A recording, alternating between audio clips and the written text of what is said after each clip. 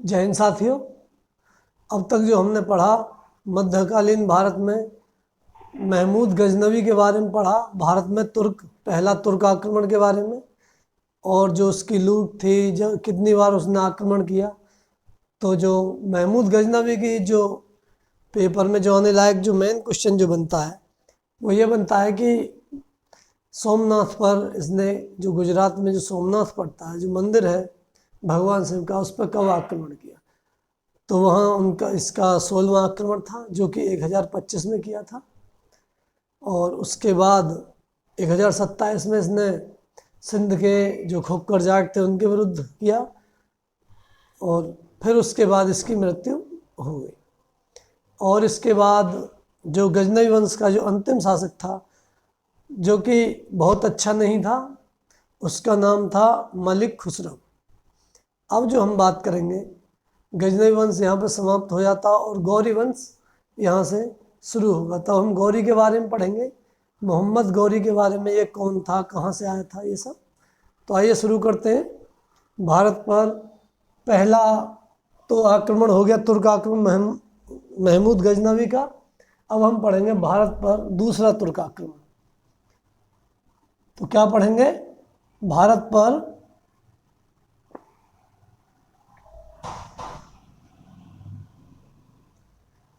दूसरा तुर्क आक्रमण।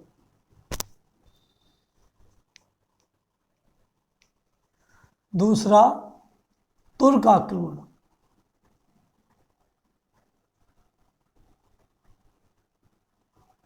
अब हम इसके बारे में चर्चा करेंगे। तो ये तुर्क जो दूसरा आक्रमण किया था भारत पर, ये जो किया था मोहम्मद गौरी। किसने किया था? मोहम्मद गौरी ने किया था। और भारत पर दूसरा तुर्क आक्रमण मोहम्मद गौरी ने 1175 में, कितने में? 1175 ईस्वी में किया था, मुल्तान पर। मुल्तान मोहम्मद गौरी ने 1175 मुल्तान पर आक्रमण किया। और जो यहाँ था मुल्तान में जो थे, करमाथी वंश का शासक था, करमाथी वंश। करमाथी वंश का शासक था जो कि मुसलमान था, इसे हरा दिया। उसके बाद अब आगे जो ये आया कहाँ से था, मोहम्मद गौरी नाम, इसका नाम क्या था, वो सब पढ़ेंगे। और बाकी में इसके जितने भी भारत पर आक्रमण हुए बताया जाता है कि कुछ जगह 18, कुछ 17, कुछ किताबों में 14 बार भी आक्रमण दिखाया जाता है। तो वो सब पढ़ेंगे इसके बारे में। मोहम्मद गौरी कहाँ से आया था और इसका भारत में आक्रमण करने के क्या उद्देश्य थे। तो जो मोहम्मद गौरी था, जो मोहम्मद गौरी का एक भाई था गयासुद्दीन मोहम्मद बिन शान। मोहम्मद गौरी के बड़े भाई का नाम था गयासुद्दीन मोहम्मद बिन शाम।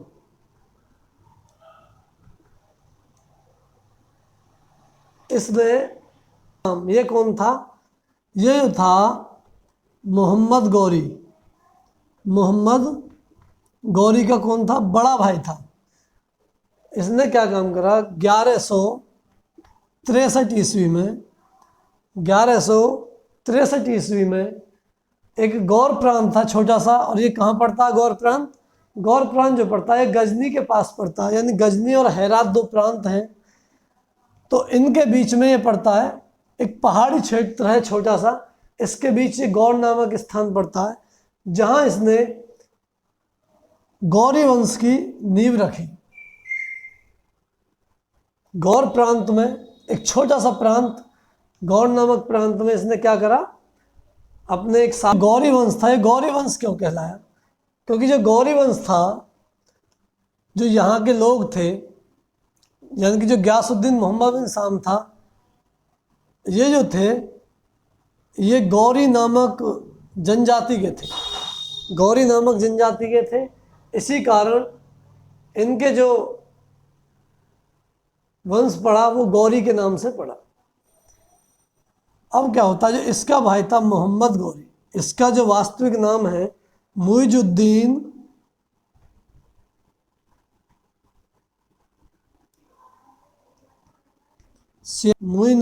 मुइजुद्दीन शिहाबुद्दीन मुइजुद्दीन शिहाबुद्दीन मोहम्मद बिन साम, मोहम्मद बिन साम, मुइजुद्दीन शिहाबुद्दीन मोहम्मद बिन साम। ये कौन था?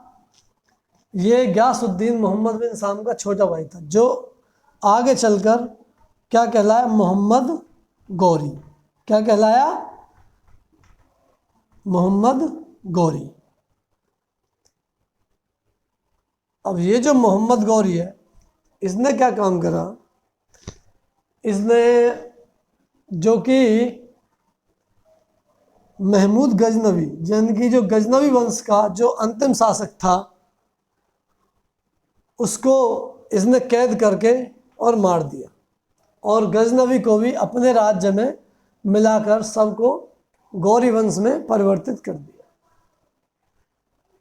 अब यहाँ पर कुछ खाने पीने के लिए तो कोई खास होता नहीं है। अब इन्होंने क्या करा? भारत की तरफ आक्रमण करने का सोचा, क्योंकि पहले भी आक्रमण हो चुके थे भारत में, तो इसे लगा कि भाई भारत में आक्रमण करना आसान रहेगा, और भारत की तरफ चल दिया। अब इसने भारत पर जो सबसे पहला आक्रमण किया तो 1175 में मुल्तान पर किया। कहाँ पे किया? 1175 में मुल्तान पर। मुल्तान कहाँ पड़ता है? जो पंजाब के आसपास, जो कि अब पाकिस्तान में है। पहले ये जो पाकिस्तान पूरा सिर्फ भारत में था, और ये अफगान पूरा इराक में था। तो जो यहाँ पे इसने आक्रमण किया, और जो ये आक्रमण किया इसने कितने में किया? 1175 ईस्वी में। यहाँ पे शासन किसका था? ये कर्माथी वंश का शासन था, जो कि एक मोहम्मदन था, जो कि इसने इसे हरा दिया, यानी कि मार दिया। और छोटा सा ये राज्य था इनका मुल्तान, इसे हरा के ये वापस चला गया। उसके बाद इसने फिर भारत पर आक्रमण किया। ये जो आक्रमण थे इसके बहुत छोटे छोटे आक्रमण थे। जो मेन जो आक्रमण है, जो पेपर में आने लायक क्वेश्चन है, वो आते हैं पृथ्वीराज चौहान से, जो इनके युद्ध हुए। इसका 1191, 1192 और चंदावर का जो युद्ध था 1194, उन्हें वो मेन युद्ध है, उसके बारे में अभी पढ़ेंगे आगे। आक्रमण दूसरा भारत पर, आक्रमण 1176 में। कितने में किया? 1176 में। और 1176 में यहाँ से भी ये जो राजा था यहाँ का, इसको भी इसने हरा दिया। ये जो 1176 का जो आक्रमण हुआ, ये कहाँ हुआ? सिंध पर। 1176 में कहाँ पे हुआ आक्रमण? सिंध पर आक्रमण हुआ, इसे भी इसने हरा दिया। अब जो इसका आक्रमण था 1178, कितना? 1178। तो 1178 का आक्रमण था, इसने जो 1178 का आक्रमण किया, इसने किया गुजरात पर। गुजरात के पाटन, कहाँ पे? गुजरात में किया, गुजरात के पाटन पर। अब इसने पाटन पर क्यों किया? इसे लगा कि भाई सब वहाँ से धन लूट के आ रहे हैं, काफ़ी धन है यहाँ पे गुजरात में, तो इसने गुजरात के पाटन पर आक्रमण कर दिया। और जो गुजरात का जो पाटन क्षेत्र है गुजरात में, यहाँ पे जो शासक थे वो थे भीमदेव।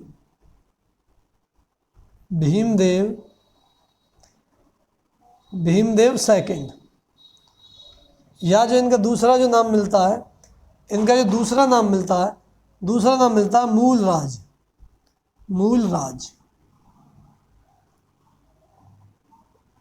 मूलराज सेकंड। तो यहाँ इनकी माता इनका सहयोग कर रही थी, और मूलराज सेकंड के द्वारा मोहम्मद गौरी को इतना पीटा गया कि ये इसे भागना पड़ा। कहाँ से? यहाँ से। 1178 के आक्रमण में इसकी अच्छी खासी पिटाई हुई और ये यहाँ से भाग गया। भारत में यह इसकी क्या थी? पहली हार थी। तो क्वेश्चन आता है कि मोहम्मद गौरी की भारत में पहली हार कहाँ हुई थी? तो कहाँ हुई थी पहली हार? पहली हार जो हुई थी दोस्तों, ये 1178 में गुजरात के पाटन में हुई थी। और किसने हराया था? भीमदेव सेकंड ने। और ये कौन से वंश के थे? ये थे सोलंकी वंश के। सोलंकी वंश, ये सोलंकी वंश के शासक थे। अब ये काफ़ी टाइम शांत रहा पिटने के बाद। अब मैं इसे मिटा दूं थोड़ा सा, फिर आगे बताऊंगा। स्क्रीनशॉट ले लो अगर इसके।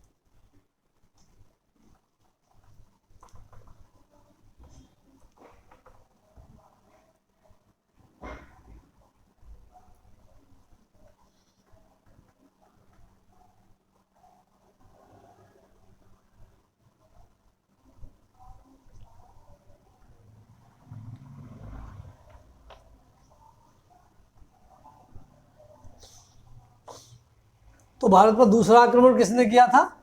मोहम्मद गौरी ने। ये कौन था? ये दूसरा तुर्क आक्रमण। कौन था? तुर्क। दूसरा तुर्क आक्रमण। अब हम पढ़ेंगे इसकी जो लड़ाई हुई 1191 की।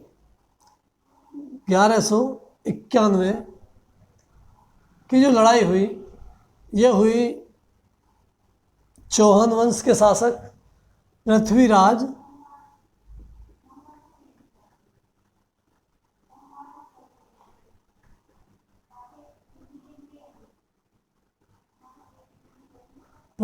चौहान, या जो इन्हें बोलते हैं पृथ्वीराज थर्ड, पृथ्वीराज तृतीय।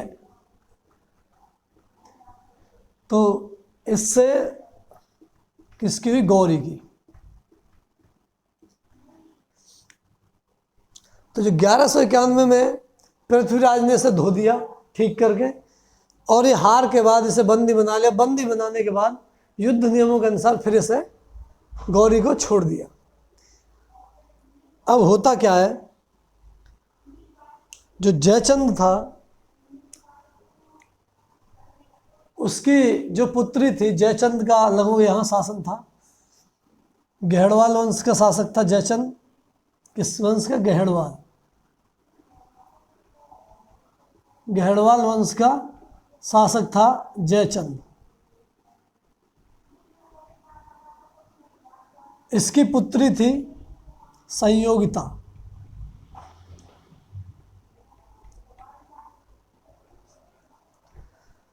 जयचंद की पुत्री संयोगिता थी, और संयोगिता जो यहाँ जो चौहान थे इनको बहुत ज़्यादा पसंद करती थी, क्योंकि इसने काफ़ी युद्ध करे, गौरी को बहुत बार हराया और भी बहुत सारे युद्ध हुए, जिससे वो प्रभावित होकर संयोगिता चौहान को पसंद करने लगी। और ये बात जयचंद को पसंद नहीं आई। अब जब ये जयचंद को पसंद नहीं आई तो जयचंद ने अपनी पुत्री संयोगिता का स्वयंवर तैयार कर दिया। और उसमें क्या हुआ, स्वयंवर में जब सभी राजाओं को बुलाया, लेकिन जो चौहान थे पृथ्वीराज चौहान को नहीं बुलाया। जब पृथ्वीराज चौहान को नहीं बुलाया, और एक गलती इसने बहुत बड़ी की कि जो चौहान पृथ्वीराज चौहान थे उनकी इसने एक प्रतिमा बनाकर और उनके हाथ में जो भाला होता है, जो कि दरबान रखते हैं, भाला हाथ में देकर और उसे अपने गेट पर खड़ा कर दिया। गेट के एक कोने पर खड़ा कर दिया कि अगर कोई आएगा, जो वेलकम करते हैं, यानी कि जो अलग जो और राजा आएंगे अदर राज्यों के, जब वो आएंगे तो वो इसकी प्रतिमा को देखकर हंसेंगे, और जब अंदर आएंगे तो इसका अपमान किया गया वहाँ पे, जो कि नहीं करना चाहिए एक राजा को दूसरे राजा का। यह बात संयोगिता को पता चला कि मेरा स्वयंवर रचा जा रहा और पृथ्वीराज को नहीं बुलाया जा रहा, तो उसने अपने किसी गुप्तचर या सैनिक के द्वारा पृथ्वीराज चौहान ने खबर भिजवा दी कि मेरा स्वयंवर हो रहा है और मुझे यहाँ से ले जाओ। पृथ्वीराज चौहान भारी भरकम अपनी सेना लेकर आया और यहाँ से मंडप से, यानी कि जो स्वयंवर चल रहा था वहाँ से इसे ले जाता है। और ये चाह कर भी रोक नहीं पाता, क्योंकि वो बहुत ही वीर और साहसी था, सेना साथ थी, युद्ध करने का इसमें दम नहीं था जो उससे युद्ध कर सके। अब इसे क्या हुआ, इसको बेइज्जती लगी कि भाई मेरी बेटी को ले गए स्वयंवर में से उठा के। इसने, जयचंद ने किसे बुलाया, गौरी को। कब बुलाया, 1192 में। 1192 में ने क्या किया, जयचंद ने अपनी बेइज्जती का बदला लेने के लिए किसको, मोहम्मद गौरी को न्योता दिया कि भाई भारत में आओ और इस तुम्हारे साथ हम हैं, और लड़ाई करके पृथ्वीराज चौहान को हरा के अपनी हार का बदला ले। तो ये जो युद्ध हुआ था, ये कहाँ हुआ था, ये हरियाणा के, ये जो हुआ था हरियाणा में हुआ था। और हरियाणा में क्या जगह है, करनाल। करनाल जगह में ये युद्ध हुआ था। अब क्या हुआ, जब उसको ये निमंत्रण मिला तो ये चले आया। ये तो तैयारी में था और ये अपना आराम से थे पृथ्वीराज चौहान। तो इन पर दोबारा जो आक्रमण हुआ, ये वाला जो आक्रमण हुआ 1192 में, पृथ्वीराज और किसके बीच हुआ, गौरी प्लस जयचंद। अब ये अकेले तो गौरी के बस की हारना ना थे, था नहीं हराना, अकेला तो हराना इनके बस में था नहीं, लेकिन जयचंद मिल गया। अब जब ये दोनों मिल गए साथ, तो गौरी को क्या किया, हरा दिया। और गौरी ने पृथ्वीराज को हरा दिया, और हराने के बाद गौरी ने पृथ्वीराज को बंदी बना लिया। बंदी बनाने के बाद इसको कुछ समय बाद मार दिया। अब एक पुस्तक है पृथ्वीराज रासो, जो कि चंद्रवरदाई ने लिखी है। उसमें जो चंद्रवरदाई थे वो पृथ्वीराज चौहान के कवि थे, दरबारी कवि।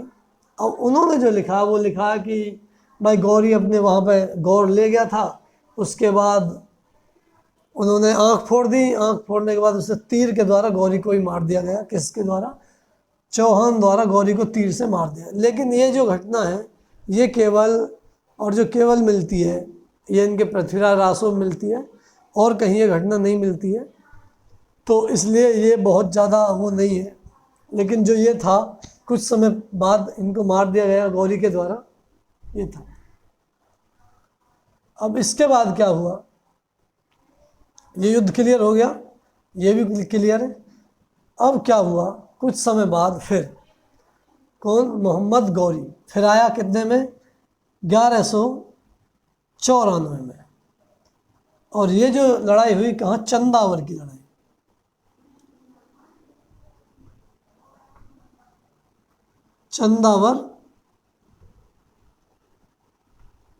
चंदावर की लड़ाई।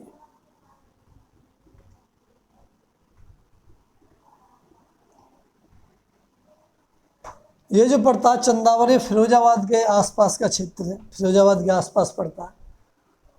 तो ये चंदावर की लड़ाई में, चंदावर की लड़ाई जो हुई, ये किससे हुई, इसकी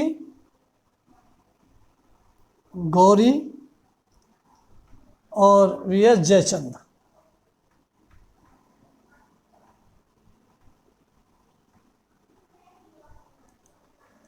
जब ये 1194 में इससे युद्ध करने आया, तो इसने कहा भाई मैं तो तुम्हारे साथी हूँ, तुम्हारा सहयोग किया है, और तुम मेरे से लड़ाई करोगे या युद्ध करोगे। तो उसने कहा जो अपनों का नहीं हुआ तो वो हमारा क्या होगा, यानी कि जो पृथ्वीराज था, जब पृथ्वीराज का नहीं हुआ तो हमारा क्या होगा। और इसने इसे 1194 में चंदावर की लड़ाई में मार दिया। अब जब जयचंद को मार दिया, उसके बाद अब यहाँ शासन कौन करे, इसे तो कहाँ जाना था, एशिया में मध्य एशिया की तरफ जाना था और लड़ाई करने और अपने विद्रोहों को दबाने। तो इसने क्या करा, एक इसका गौरी का एक गुलाम था कुतुबुद्दीन ऐबक।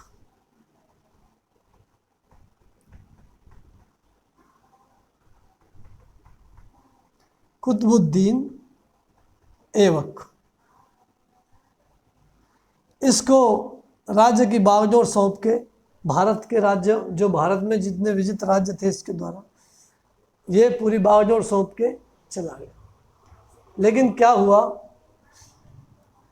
जो जाट थे या और जो कुछ राजा थे वो पुनः भारत में विद्रोह करने लगे, भारत में पुनः विद्रोह करने लगे। तो इसने पुनः गौरी को विद्रोह दबाने के लिए बुलाया। और जब ये 1206 में आया, कितने में, 1206 में जब ये आया तो गौरी, कौन आया, गौरी विद्रोह को दबाने के लिए।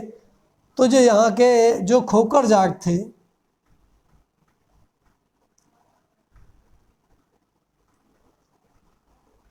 खोकर गोत होता जाटों में, जो खोकर जाट थे, खोकर जाटों ने इसे पेल दिया। और यह यानी कि पेल दिया मतलब इसे जान से मार दिया।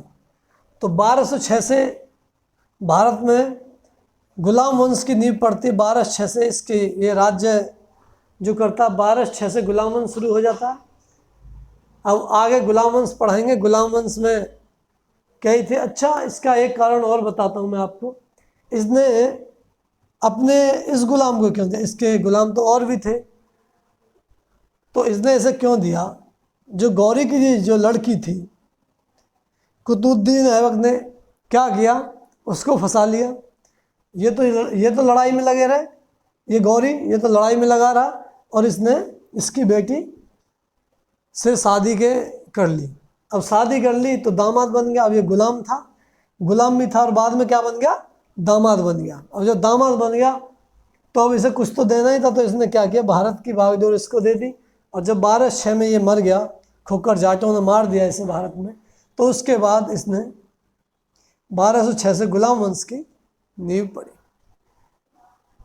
ये वीडियो कैसी लगी दोस्तों, कमेंट करके बताना। और आगे आपको ये वीडियो मिलती रहेंगी। दिल्ली पुलिस और यूपी के सभी एग्जामों के लिए तैयारी के लिए चैनल सब्सक्राइब करें। जय हिंद साथी।